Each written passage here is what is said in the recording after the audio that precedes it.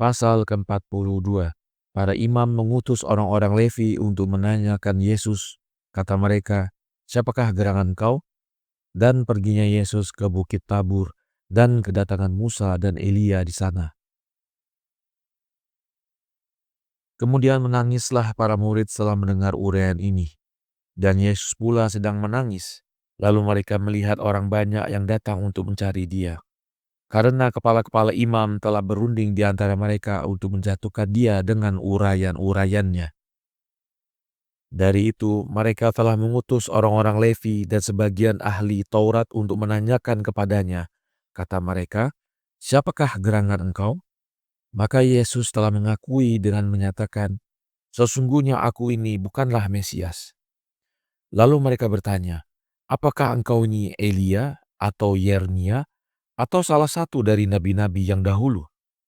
Yesus menjawab, "Bukan." Ketika itu mereka bertanya, "Siapakah gerangan engkau ini? Katakanlah kepada kami agar kami mempersaksikan itu kepada mereka yang mengutus kami." Ketika itu Yesus mengatakan, "Aku ini adalah jeritan suara di seluruh Yudea. Menjeritkan, persiapkanlah jalan bagi Rasul Tuhan, sebagaimana yang tertulis dalam Yesaya. Berkatalah mereka, jika engkau bukan Mesias dan bukan Elia atau seorang nabi yang lain, maka mengapakah engkau memberitakan suatu ajaran baru dan menjadikan dirimu lebih besar dari Mesias?" Yesus menjawab, "Sesungguhnya mukjizat yang dibuat oleh Allah melalui tanganku itu adalah membuktikan bahwa aku ini berbicara dengan apa yang dikehendaki oleh Allah. Dan aku tidak menghitung diriku seperti mereka yang kalian sebut itu, karena aku tidak layak menguraikan tali-tali kusut atau ikatan terumpah Rasul Allah yang kalian namakan Dia Mesias itu, yang telah diciptakan sebelum aku dan akan datang sesudahku. Dan ia akan membawa berita-berita benar dan agamanya itu tidak berkesudahan." Maka pulanglah para orang Levi beserta para ahli Taurat itu dengan tangan hampa.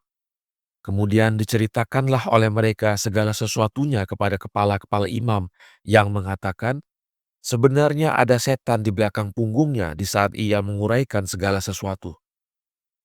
Kemudian Yesus mengatakan kepada murid-muridnya, "Sebenarnya aku katakan kepadamu, bahwa semua pembesar dan orang-orang tua bangsa kita sedang mencari-cari kesempatan untuk menghancurkan aku." Maka berkatalah Petrus, "Janganlah engkau pergi lagi ke Yerusalem." Maka Yesus berkata kepadanya, "Sesungguhnya engkau adalah dungu dan tidak mengerti apa yang kau katakan.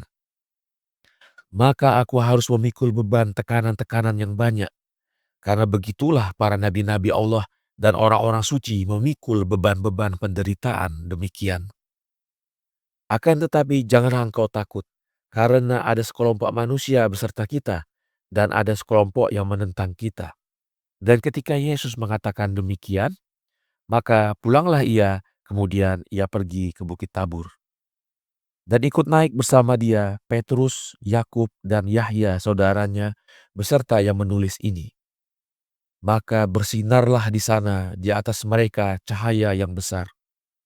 Dan memutihlah baju Yesus seperti salju, dan bersinarlah wajahnya laksana matahari.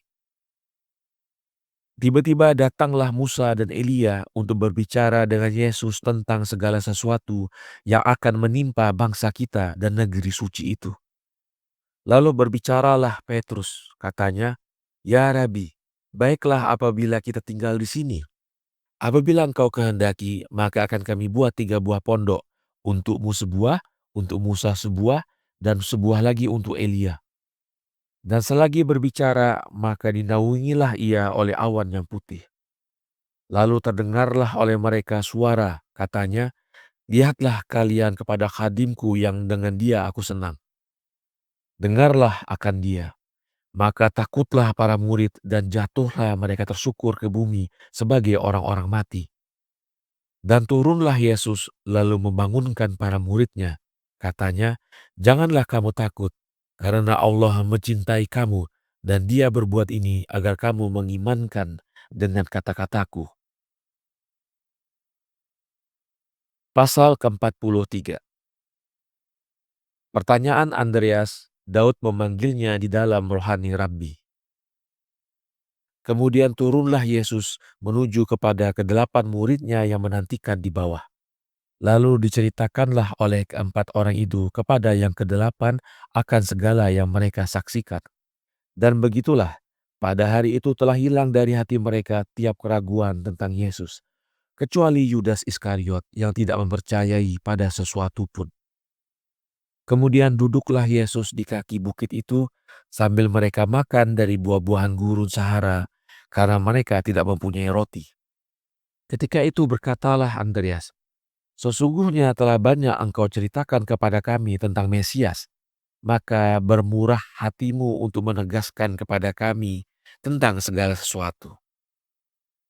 Maka menjawablah Yesus, "Setiap orang yang bekerja, ia bekerja untuk suatu tujuan yang ia akan mendapatkan kekayaan bagi dirinya. Dari itu aku katakan kepadamu, oleh karena sesungguhnya Allah itu maha sempurna, maka dia tidak membutuhkan pada kekayaan, karena seluruh kekayaan itu ada padanya. Maka dari sebab itu, ketika ia Allah menghendaki untuk menciptakan makhluk, maka diciptakanlah roh rasulnya sebelum segala sesuatu, yang karenanya lah dia bertujuan menciptakan segala-galanya, agar para makhluk mendapatkan kegembiraan dan berkah dari Allah. Dan ia akan menggembirakan rasulnya dengan segala makhluk yang telah diciptakan itu untuk menjadi hamba-hamba bagi Allah. Dan mengapa? Bukankah telah terjadi demikian melainkan hanya karena Allah menghendaki itu? Sesungguhnya aku katakan kepadamu bahwa setiap nabi apabila ia datang, maka ia akan membawa pertanda rahmat Allah itu hanya kepada satu umat saja. Dari sebab itu uraian-uraian mereka tidak melintasi masyarakat yang mereka diutus kepadanya. Akan tetapi Rasul Allah itu apabila ia datang, ia akan dikaruniai Allah suatu yang merupakan cincin stempel di tangannya. Maka ia akan membawa keselamatan dan rahmat bagi umat-umat bumi yang menerima ajarannya. Dan dia akan datang dengan kekuatan terhadap kaum yang zalim. Ia akan melenyapkan penyembahan berhala sehingga setan itu kecewa. Karena begitulah Allah telah menjanjikan kepada Ibrahim. Firman-Nya, "Lihatlah bahwa aku dengan keturunanmu itu akan memberkahi setiap suku di bumi ini, dan sebagaimana engkau, wahai Ibrahim, telah menghancur leburkan berhala-berhala, demikian pula turunanmu itu akan berbuat." Yakub menanyakan, "Wahai guru, katakanlah kepada kami, dengan siapakah perjanjian itu dibuat?" Karena orang-orang Yahudi mengatakan dengan Ishak, dan orang-orang Ismail mengatakan dengan Ismail. Yesus menjawab, "Putra siapakah gerangan Daud itu? Dari keturunan yang manakah ia?" Yakub menjawab, "Dari Ishak, karena Ishak adalah ayah Yakub dan Yakub adalah ayah Yahuda, yang Daud itu dari keturunannya." Maka di saat itu Yesus berkata, "Jadi apabila Rasul Allah itu tiba, maka dari turunan siapakah gerangan dia itu?" Dijawab oleh para murid, "Daripada Daud." Maka Yesus menjawab, "Janganlah kamu menipu dirimu. Karena Daud memanggilnya di alam rohani Rabbi, demikian katanya, Allah berfirman kepada Rabiku, 'Duduklah engkau di sisi kananku, supaya kujadikan musuh-musuhmu tempat berpijak untuk kedua kakimu.' Tuhan akan mengirimkan tongkatmu yang mempunyai kekuasaan di tengah lawan-lawanmu. Maka apabila Rasul Allah yang kamu namakan dia Mesias itu putra Daud, maka bagaimanakah Daud menamakan dia itu Rabi? Percayalah kamu kepadaku, karena aku bertutur benar kepadamu, bahwa perjanjian itu dibuat dengan Ismail, bukan dengan Ishak.